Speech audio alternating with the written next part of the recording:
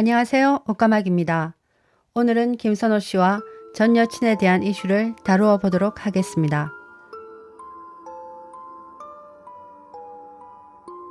전 여친은 김선호 씨가 결혼을 빙자해서 낙태를 종용했다고 주장하였는데 이 부분은 법적으로 죄를 물을 수 있을까요? 혼인빙자 낙태 종용과 유사한 혼인빙자 간음죄는 지금은 사라지고 없습니다. 그렇다면 이와 유사한 범죄를 용인해 준다는 걸까요? 이에 대해 사기죄로 기소할 수 있다는 소수 의견이 있습니다. 하지만 혼인빙자 간음으로 재물의 이익을 얻는 것이 아니므로 사기죄가 아니라는 것이 법률계 다수의 의견입니다. 혼인빙자 간음죄의 맹점은 남자가 자신은 그 당시 정말로 결혼을 하려 했다고 주장하면 명백한 증거가 없는 한 달리 반박하기가 어려웠습니다. 도덕적 비난은 받겠지만 법적으로 죄를 묻기는 곤란했습니다.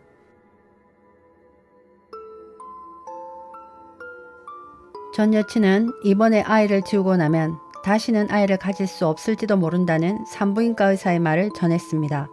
그런데 아이를 지워달라, 너와 결혼할 것이다 라는 말이 과연 믿을 만한 말이었는지, 그렇게 믿고 싶었을 뿐 냉정하게 따지고 보면 그때 이미 남자의 마음은 떠나고 있었다는 생각이 듭니다. 보통의 사람들이 아이가 없는 가정을 상상할 수 있을까요? 시작부터 그런 위험을 떠안아야 하는 결혼을 환영할 수 있을까요? 자식 없이 잘 사는 사람들도 많고 처음부터 자녀 계획이 없는 경우도 있습니다. 하지만 일반적으로 2세를 가지기 원할 것입니다.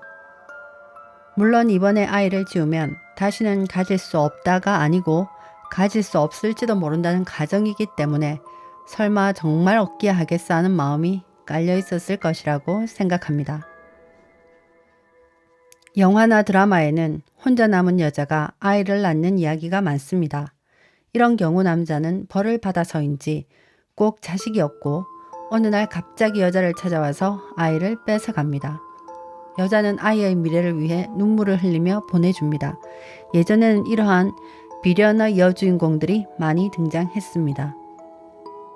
아니면 여자 혼자 아이를 잘 키우다가 자신이 시한부 인생이라는 것을 알고 죽기 직전에 남자에게 아이를 보내는 이야기도 제법 많습니다. 현실에서도 남녀가 사귀다가 원치 않는 임신을 했을 때 아이를 낳을 것이냐 말 것이냐의 딜레마에 빠지는 경우가 많기 때문에 이런 이야기들이 만들어지는 게 아닐까요? 김선호 씨의 입장에서는 떠오르던 대세스타의 이미지가 하루아침에 추락하여 인터뷰도 무산되고 출판도 무산되고 광고도 내려갔습니다. 아마도 처음 기사를 접했을 때 사람들은 뜨자마자 이게 뭔 일이래 하지 않았을까요? 이 부분에 대해 전 여친에게 법적 책임을 물을 수는 있습니다. 명예훼손입니다. 불특정 또는 다수인이 인지할 수 있는 상황에서 사실 또는 허위의 사실을 적시한다면 명예훼손입니다. 즉 허위가 아니라 사실이라 하더라도 이에 해당합니다.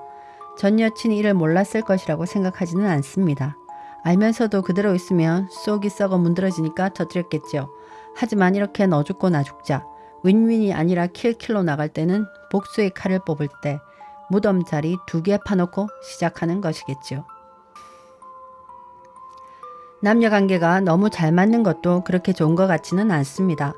어느 한쪽이 자기 원래 모습을 잃어가면서 맞춰주고 있는 것일 수 있거든요. 서로 간에 어느 정도의 싸움은 자연스러운 것입니다. 그 과정에서 서로를 더 잘 알게 되고 성장하는 것이라 봅니다. 어느 한쪽이 일방적으로 참고 져주고 기다려준다는 것은 글쎄요. 그렇게까지 해야 지켜질 사랑이라면 언제라도 틀어질 수 있는 사실 너무나 위태위태한 관계가 아니었을까요? 이상 옷가막이었습니다.